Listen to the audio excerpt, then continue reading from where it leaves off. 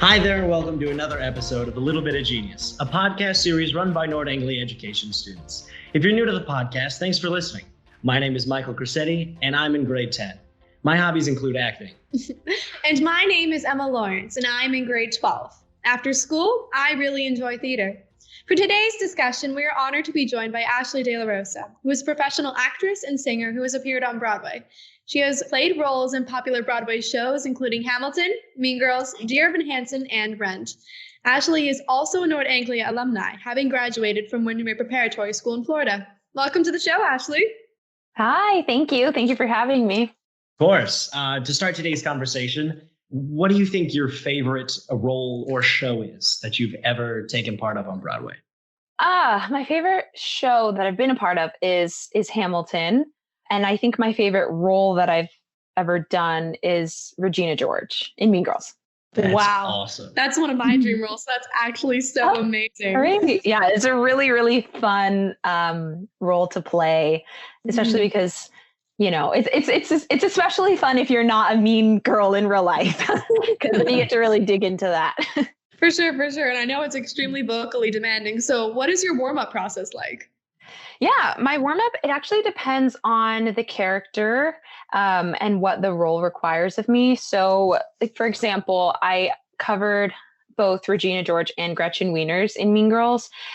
So for the Regina, when I would go on for the Regina track, I would do not really as much of a warm-up just because the stuff that she sings sits in a spot in my voice that is a bit more comfortable. But there were just like some parts of the show that I would get nervous on, or where maybe I've cracked on in the past. So I would just like run those parts. And then with Gretchen, the score was written in kind of the break of my voice. So it was kind of hard to navigate that. So I would do like a full physical warm up, and then I would start warming up my voice. So the Gretchen warm up was much longer because also Gretchen dances too. So I was like, physical warm up, vocal warm up, and then some like meditation. So I'm just like, that one was harder for me to do. It sounds hard. For sure. And since the world is kind of crazy right now, we heard that you were super into social justice. So is there anything you'd like to tell us about that? Yeah, of course. I have been working along with a couple of organizations, specifically Broadway for Racial Justice, which you can find on Instagram, and Claim Our Space Now. They are running voter pop-up registration events and census events, and they're just really out there in New York. They're based in New York, but they also do remote pop-up locations. So I did one here in Florida and registered a bunch of people to vote in Miami, and that was really cool. And then Swing From Home is an organization that connects remote volunteers to local elections. So, you know, with phone banking, like you can phone bank for someone in North Carolina, you can phone bank for a candidate, you know, in Virginia. And it's all about getting people to become involved in their local elections, because what happens is now, you know, we're all buzzed about this general election and voting at the top, but then you realize, you know, if we don't participate locally, then these people get to the top and get in these positions of power. And then it's kind of too late for us to do anything about it. So I really, really like working with that organization. And I've done a couple of things here in Florida. I started a ballot collection organization because in Florida, there are kind of really no rules, which is great for me with this organization, but not so great for the state of Florida because, you know, in the past, it's always been like, oh, Florida's got to do a recount or for the general. So yeah, so we're trying to get people to vote. I'm not like trying to change your mind or anything. It's just like, I just want to make sure that your vote is counted. So there are, with the USPS, our postal service, is just getting a little crazy. So we're trying to get, so I've started this organization where I pick up people's ballots, particularly, you know, people who live in communities where they maybe don't have cars, or they don't live near a post office, or they have a large elderly population, so they can't really drive to go drop their ballot off. So instead of relying on mailing it in, I'll pick up their ballots, I'll drop them off, I'll give a photo receipt that it's been delivered and not tampered with, and then they know that their ballot's been turned in safely. So that was something that a couple of my friends and I started in Florida in a couple of cities here. So those are the main ones that I'm really excited about. Great. That's really cool. You're listening to A Little Bit of Genius. In this episode, our students are interviewing Broadway performer Ashley De La Rosa. Their conversation was recorded in October of 2020, before the US presidential election.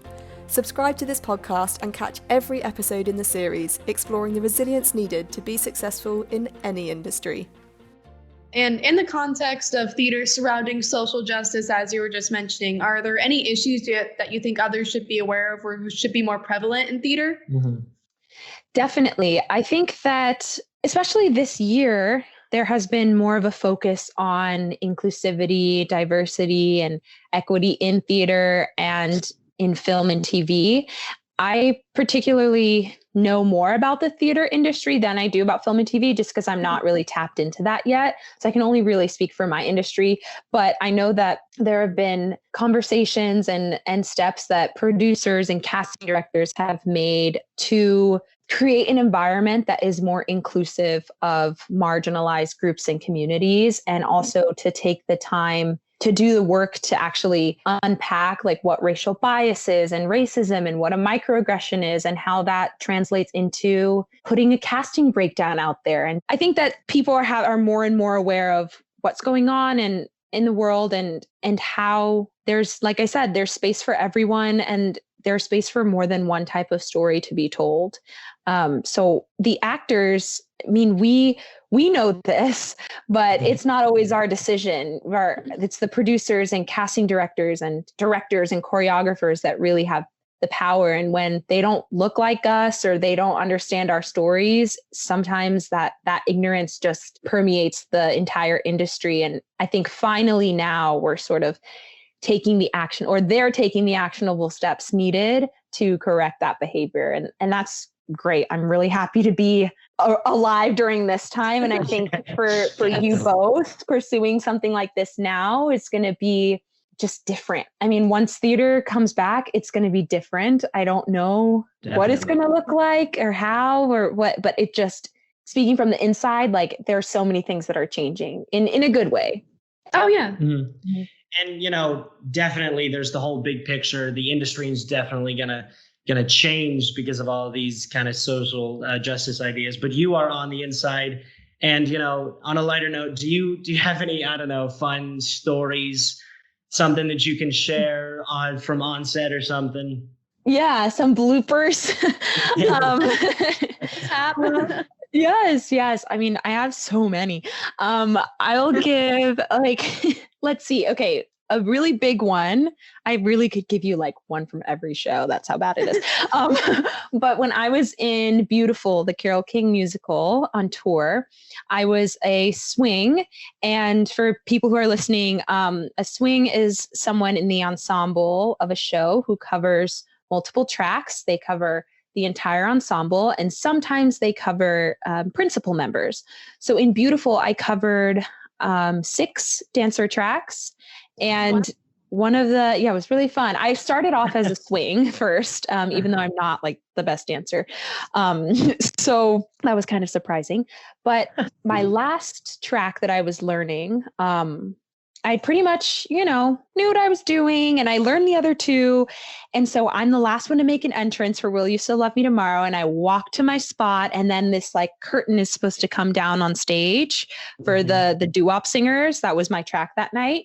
And I missed my mark on the stage. I got really confused because it's like, okay, this doo-wop singer is on, stage right 4, track 2. This one's on stage right 2, track 1. And this one, like, it's just all these numbers floating around. So I went to the wrong number, and the curtain closed down right in front of my face. And I'm like, a cat in water, and I was just like scratching at the curtain trying to get out, and the audience started laughing to the point where like the girl in the front, the lead singer, because she can't see us, you know, she's the lead, we're her backup singer. She thought, she was like, because right before that she does this reveal and her pink dress is underneath, and she thought for a second that she was naked, like, you know, that scary actor dream or something. So she's like, oh my gosh, I thought that I had ripped my underdress off. So she was singing on the mic, and you just saw her like, she was like grabbing her shoulder. She's like, will you still love me tomorrow? Just to make sure that her dress was still on. And I was like, no, girl, that was me struggling in the background. But that's definitely the biggest one ever. I've dropped some, and in Mean Girls as Regina, I dropped a couple of my props, which is always really noticeable because Regina has to be like cool all the time. But one time I tried to take my lipstick out of my jacket pocket, and I just like threw it into the audience. And I was like, okay, well, someone's going to go home with a lipstick. Right. Yeah. Did you ever have stage fright? Like maybe your first time going up or any of the other times? Yeah. Yeah. Yes. I get stage fright all the time, actually. Even now during the pandemic, like performing on Zoom, I think there are definitely more times where I feel like ready and excited to do it. But I'm always nervous. How do you kind of shake it off? You know what I mean? Is there any way to get through it? Yeah, it usually goes away. I mean, the more prepared that I feel, the less nervous I am. But then it's also just kind of like pre-show jitters. But it usually, they'll usually sort of go away as the show progresses. But I think that those feelings, those butterflies are a good sign, because it just means that, you know, you're excited to be there, that you care about it, that you're not just like, oh, it's another day, you know? So I think that I'll start to worry more when those butterflies go away, because then it's like, well, maybe I'm not excited about this anymore. For sure. Do you have any advice for students looking to become professional singers or actors or performers?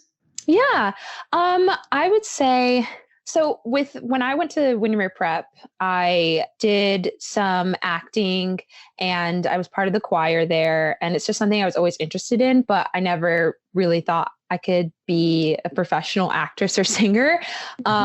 So being at a school like Windermere Prep, they really encourage their students to pursue anything and everything that they want to do, whether it's sports or the arts, or, science. So I was really fortunate to have teachers who supported me and also just like really cared about me. So I think that finding someone, maybe it doesn't have to be a teacher, but just someone in your life who really looks out for you and supports you, because it's definitely a difficult journey. And there's so many people trying to do the same thing, and which I'm sure you've both heard before. You know, there's a lot of people out there like us who want to pursue this career, but I feel like there's space for everyone's story to be told. So, you know, just because you look a certain way or don't look a certain way doesn't mean that there isn't a role out there for you. Oh, that's so great. How intense is the training for a Broadway show? Like, is it especially tiring? Yeah, I mean, it depends on kind of what you already kind of bring to the table and also what role you're going in for. So as a swing, I was a swing in Rent as well, and that was a lot of dancing. That was more physically demanding for sure. But also I don't have a strong dance background, so it was extra demanding on me. But something like, I mean, every role has its own challenges. I would say it can take anywhere up to, 48 hours to 4 weeks to learn a single track. I've learned a show in 48 hours and I've learned a show in 4 weeks. Like Regina, they took 4 weeks to teach me. And then when I did Beautiful on Broadway, it was 2 days. I mean, I had finished Mean Girls on a Sunday and I started Beautiful on a Wednesday. And we have Mondays off. So I didn't even rehearse Monday. So it was like, oh no, I started Beautiful on a Thursday. Yeah. So I did Tuesday, Wednesday rehearsal, and then debuted on a Broadway stage on Thursday. So yeah, it's just like, if you can take what they throw at you, then they're kind of will move at that pace. And I think the more that you do it, the more that your choreographers and directors, that they can trust that you can carry a show. And that's when it gets really fun, because it's less of like the very sort of pedantic, you go here and you know, they handle you with kid gloves. And now it's like, okay, well, how do you feel in this moment? As long as you hit center here on this line, you can get there however you want. And like, that's more fun for the actor, because we can kind of, you know, interpret it and do what we want. How do you deal with, because, you know, being an actor, you get rejected a lot. How do you deal with this rejection, and how have you like done with that? Rejection is such a big part of our job. And I honestly, unless it's something I'm really, really like dying over and I really want, I'm just kind of like, okay, it's another day, another no. And I have a really great manager and a really great agent, and they're kind of close in age to me. So they'll just like, so my agent's really funny. He's also really, really petty sometimes, which I love. He's joking, but he's just like, oh, whatever. Like, they picked the wrong one. Like, you know, those little things. It's just like sweet, because it's nice to have a team that's like, I know that they're joking, but sometimes we can, misery loves company. So we can kind of revel in that a little bit, but it's all in good fun. So I'm glad I have a good team. Mm-hmm. That's awesome. And you said earlier you weren't necessarily a dancer. So which is your favorite? Singing, dancing, acting? My favorite's acting, for sure. Yes. Yeah. I don't know who, I think it was one of my acting teachers in college, but they said that the audience will forgive a flat note, but they'll never forgive a flat performance. For me, it's like, I would rather watch someone who is just taking me there with the acting. And if they're not the best singer, I don't care, versus someone who's like riffing and running down the house, but they have dead eyes. Yeah. So I really enjoy that. I mean, I love singing too, but definitely acting. And as a professional actress and singer, do you have any tips for, you know, everyone out there on staying resilient during the pandemic? Yeah, I mean, it's hard for me to stay resilient during this pandemic. There's definitely still there's hope, is what I can say, to cling on to that hope that we will be back. It's going to take a while. You know, realistically, no one really is going to want to sit in shoulder to shoulder in a theater with thousands of people and pay even a few $100 sometimes, because Broadway's expensive. And when there's, you know, no vaccine. So if we're being realistic, it's going to take a while, but also being realistic, it's not going to go away forever. You know, it's a huge industry, and it's something that the world needs. And I think especially after this 2020, this year, like, we're going to need some joy in our lives. So we'll be back. And I think that, you know, not being too hard on yourselves if you don't sing every day, or you don't do your exercises every week, like, that's fine. I mean, before this call, I was, or after this call, I'm doing a concert, and I haven't sung in a long time. And so since my last event, and I was like trying to sing my songs, and I texted my friend and I was like, my voice has just disappeared. Like, I don't know what this concert's going to be, but to the point where I was like, let me swap out. So instead of World Burn, I'm going to be singing Someone Gets Hurt, because that's just a little bit more relaxed. Because I tried to sing it, you know, just to warm up, and I was like, oh, so this is a COVID vocal moment. It's just not really warmed up, but you know, it happens to all of us. So, and that's the thing, I sing when I want to sing, and instead of forcing myself to do it. And I think that's been really helpful in the pandemic. Like, do it when you want to, because then you're going to start to resent it, because we can't control when we're coming back, you know? For sure. Probably our last question. What are you hoping for the future? What do you think it holds for you? What's coming next? For me, like career-wise? Career-wise, yes, ma'am. Yeah. I am hoping to transition into film and television. I'd love to eventually make my living in film, so I can just give this singing voice a little break and be in some movies. And I really want to eventually use that sort of platform to transition into other things globally and more like, not that she's my favorite actor or singer, but like Selena Gomez is an ambassador for UNICEF or for the UN. And she uses her platform for really good things. And I'd like to follow maybe in Zendaya's footsteps. I feel like she's super dope. Yeah. She's great. Oh, yeah. Yeah. So if listeners want to learn more about you online, where should they go? Yeah, they can check me out on my website. It's www.ashleydelarosa.com. I'm also on Instagram at Ash De La Rosa. And I think I'm on Twitter too, but I deleted my Twitter app because at the top of COVID or in March when we started hearing about it, it was so overwhelming. Twitter was just so fast paced. So no Twitter. So thank you to everyone listening. We hope you all enjoyed this episode. If you want a little bit more genius, subscribe to this podcast. Thank you so much to Ashley for joining us today.